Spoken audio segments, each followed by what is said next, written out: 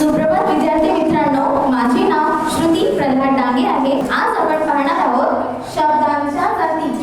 शब्दांच्या जाती: नाम, सर्वनाम, विशेषण, क्रियापद, क्रियाविशेषण अव्यय, शब्दयोगी अव्यय, उभयान्वयी अव्यय आणि केवळ प्रयोगी अव्यय।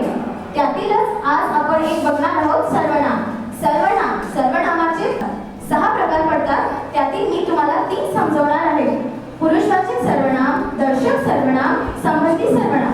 पुरुषवाचक सर्वनाम म्हणजेच बोलणारा किंवा लिहिणारा ज्या सर्वनामाचा उपयोग करतो त्यास पुरुषवाचक सर्वनाम म्हणतात। दर्शक सर्वनाम: पुरुषवाचक सर्वनामाचे सुद्धा 3 प्रकार पडतात।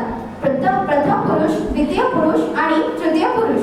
प्रथम पुरुष: बोलणारा आपल्यासाठी जे सर्वनामाचा उपयोग करतो त्यास प्रथम पुरुषवाचक सर्वनाम म्हणतात, म्हणजेच मी, आपण, आम्ही।